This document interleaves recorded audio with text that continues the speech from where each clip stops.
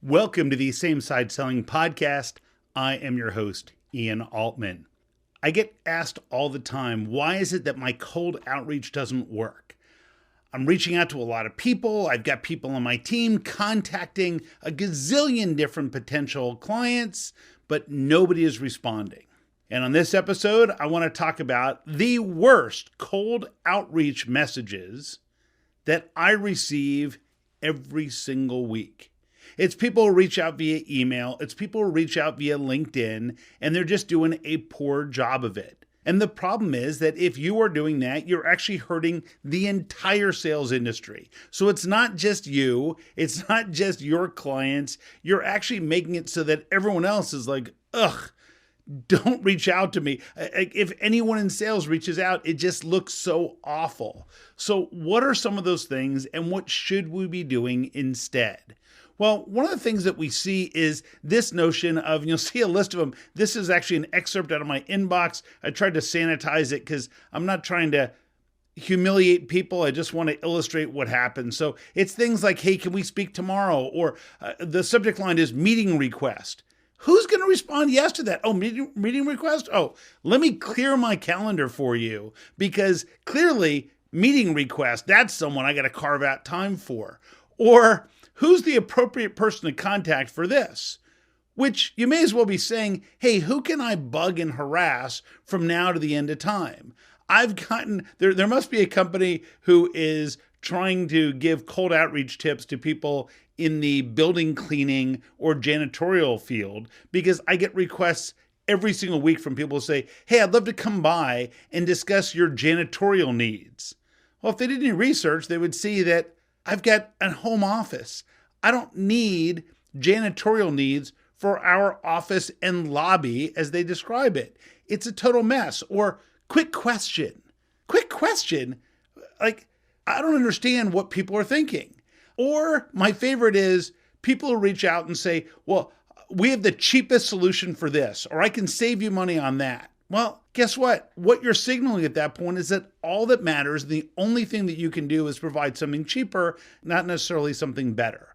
Or they say, hey, I'm going to be in your area next Tuesday, next Wednesday, something like that. It's an awful way to reach out to people because it reeks of desperation. And it's just not an effective way to reach out to people. Now, on LinkedIn, I see companies who are targeting certain types of industries, and they're not even smart enough to coordinate their activities together. So if you're doing this, just stop. Like, here's an example of, and I sanitize this because I don't want to call out these companies. I put a gray bubble over their faces and their names.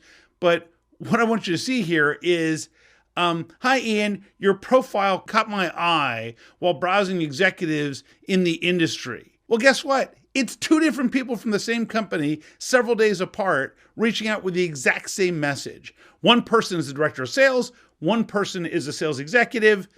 The exact same message.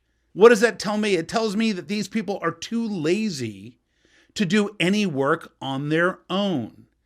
They're just copying and pasting. They're just playing the numbers game. They're just throwing up all this garbage. Is that someone you want to deal with? Is that someone who you're thinking, wow, you know what? These people really took the time to learn about my business. They're reaching out on a personalized basis. No, they're taking a generic shotgun approach.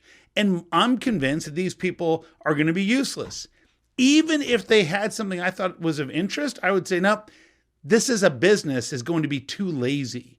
These are people who are not going to be willing to do the additional work to get it done right. And that's a real problem. So we need to make sure that we're reaching out more effectively than what these people are doing. So what should you do instead? For starters, do a little bit of research. Target specific industries, specific job roles. And then what you can do is you can reach out to them, and I'll give you one of two different approaches.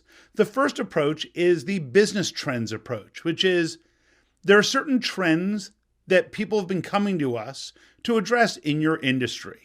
And here's what a couple of those trends are. If this is something that you're facing, I'd love to talk to you to see if there might be a fit. And if not, let me know so I know not to bother you. So that's one approach that says, hey, we're seeing trends. People are coming to us in this space. Here's how we might be able to help. The other one is kind of the almost like the exclusion. And I don't mean making it like an exclusive club. I mean, basically telling somebody, look, there are only 2 or 3 reasons why it might make sense for us to speak. And so I'm assuming that maybe there isn't a reason, but let me share with you what those 2 or 3 reasons are. Now, if I'm doing a phone-based outreach, I could say to them, hey, I'm sure I interrupted you. Would you like to hang up now? No. Look, there are 2 or 3 reasons why people in your role, in your industry, reach out to us for help. Is it okay if I share with you what those 2 or 3 are? You can tell me if it's worth continuing the conversation. Would that be okay? More often than not, people will say, yeah, that's fine. Great. Let me share with you the first 2. You can tell me if one of those rings a bell. And you lay out now what you want to describe is people come to us because they're facing this challenge that has this impact on their business, or they're facing that challenge has this other impact on their business. Does one of those stand out? No. Okay. Let me give you the third one. The third one is something that's probably the most prevalent, which is this. Does one of those stand out? Because if not, I don't want to waste either one of our time, because for the people who have one of those 3 issues, they tell us we can really help them. But if you don't have one of those issues, there's not much for us to talk about.